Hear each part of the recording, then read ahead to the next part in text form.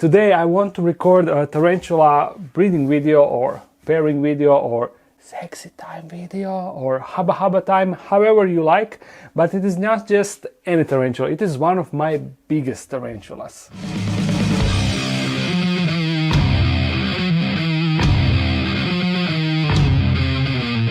And that tarantula is Poecilotheria, and this is the one. Thankfully, just for us, she's actually outside, you see. This is the one. This is Poecilotheria rufilata. I'm not sure if you can see that. Yeah, you can. And she comes from India, you see. Right there, that's India.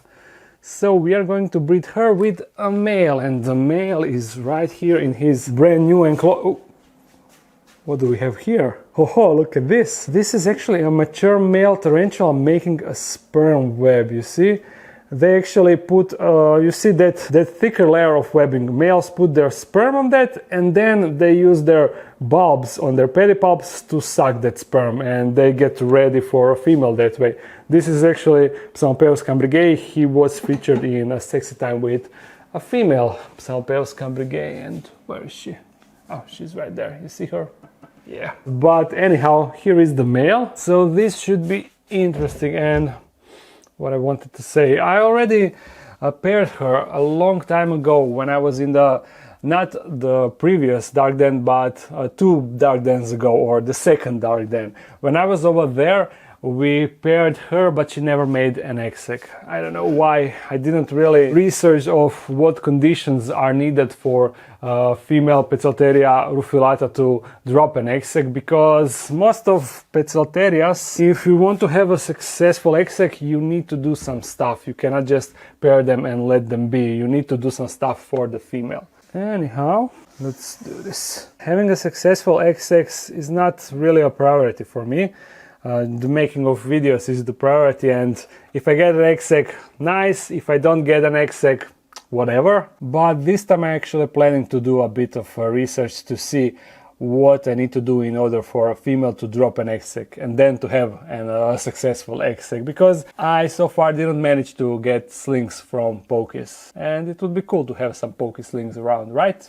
Yeah. So now I think that we can just immediately jump into action. I will put the enclosures one to each other. Open this one, and then we will motivate the male, because currently he's hiding behind this cork bark, you see. Oh. So now they are kind of close to each other, and hopefully that is enough. Now we wait a bit.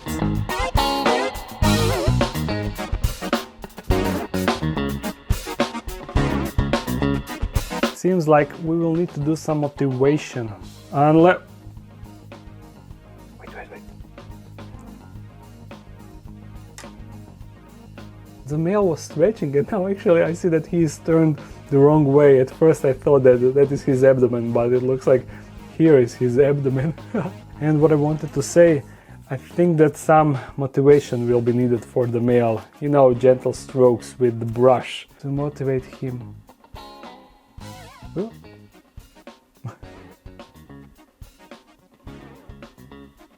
Not the reaction that I would prefer. Let's wait a bit more.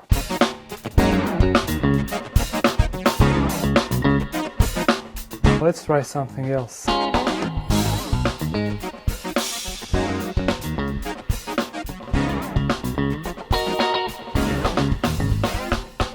Now they are super close, so hopefully that will be enough. If this doesn't work, I don't really want to push him, because I'm not sure how the female will react, because since she still didn't start to drum or anything, I'm not sure if she will be willing to accept him, or if she will just think that he is a prey and try to catch him, because he might bolt if I push him, and that could end up wrong. So let's now just wait, and if this doesn't work out, I'm going to put him back into his enclosure. I'm going to close her enclosure, one side of her enclosure, open up the other, and put his enclosure with open door on front, so he will be able to go in and out of her enclosure, and let them do their stuff during the night, and we'll have a time-lapse recording. Yeah, okay, let's wait now a bit, and then we will see.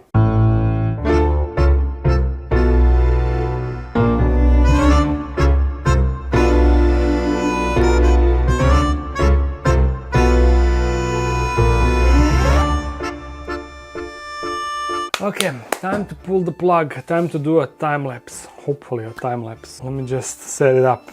Actually, do you think that I could hold this cork bark with my hand? Would the male bolt or not? That's the question, because you see he is super calm on that piece of cork bark. Nah, man, I'm not willing to risk it now. So the idea is close this door, move your leg, girl, and this leg,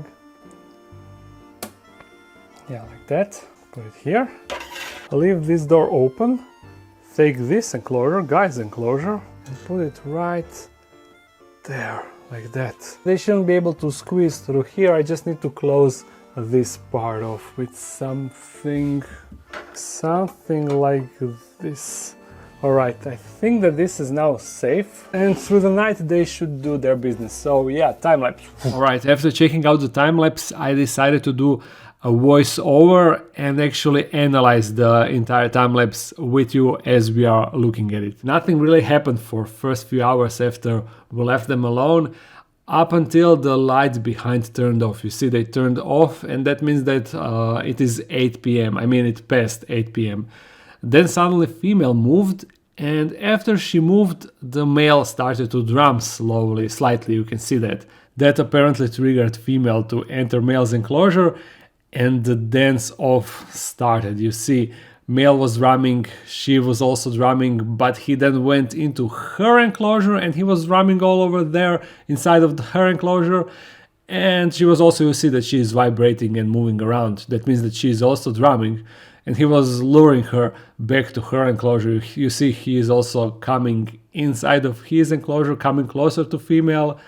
I guess he was calling her, come baby, I don't know what they are really doing when they are drumming. And of course that actually worked, she did come. But it seems that every time the female would approach the male or male would approach female, he would just bolt away from her. And they were basically just chasing each other around, or should I say female was chasing the male as he was luring her back and forth. That was going on for a while, and then the hilarious thing happened. Female actually pooped. Let me show you once again. You see, I will pause it. The female raised her abdomen and she squirted the poop on her lid. You see, pretty hilarious thing. You can still see poop sliding on the glass, right? Oh, now I see that the poop is actually on the inside of male's enclosure on the side. You see, not on front lid of her enclosure. Yeah. Anyhow, back to the business. As I said, this was lasting for a while. Female approaching the male and then just male bolting. So I'm not really sure if and when they paired. Maybe they did, maybe they didn't. But then I noticed that male started doing this. Usually they are doing this after breeding. This is basically them cleaning their legs and also bulbs on their pedipalps. So this can potentially mean that there was some breeding going on, but I'm not sure, as I said. And after he was done with that, he went back straight for the female. And once again, they were having a lot of dancing. You see, they were once again going back and forth at each other.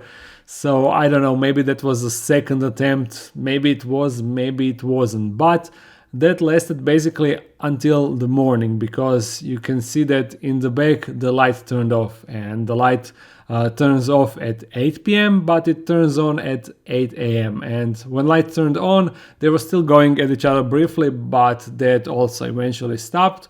The female went inside, and also male decided to end the day in her enclosure, and when I arrived he was inside of her enclosure, so that is why I decided to let them go for one more night, which then later proved to be a fatal mistake, because once again, as the light turned off, male started drumming and going on around the enclosure, and once again they were also having a dance off. There was some action all the time, but then as the male went inside his enclosure, she followed him but without any drumming, and then it happened. She just grabbed him and he was gone in a second. I mean, I know it sounds bad, but somehow it is better for male to end like this, because he was an old male, he didn't have much life in him, and if he wasn't eaten like this, he would be dying slowly in his enclosure, while this was just a quick and swift death, basically a natural death, because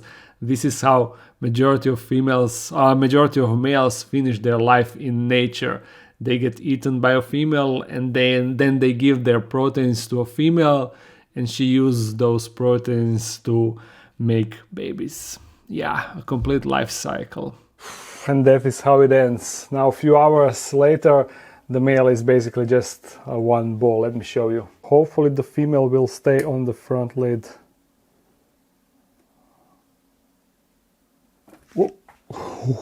She's not happy. You see, she even let go of the male. A dead ball. That is a male, you see.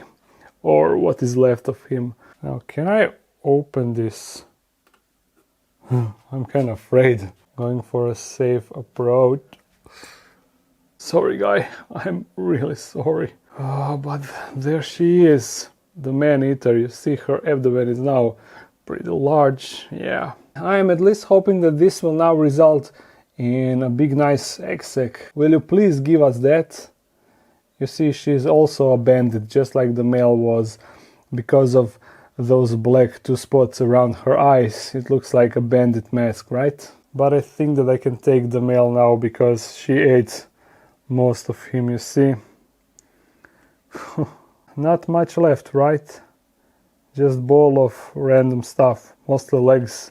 And you've seen it, he was as big as she is, and now he is reduced to this, to one ball of something. Oh well, now let's hope for an egg sac, a nice fat egg sac. With all of that being said and done, I hope that you enjoyed this video. If you did, thumbs it up and comment something. If you want to support this channel more, there's a Patreon page. If you're new to this channel, make sure to subscribe. I upload on Monday and Friday, so see you again soon. Bye bye.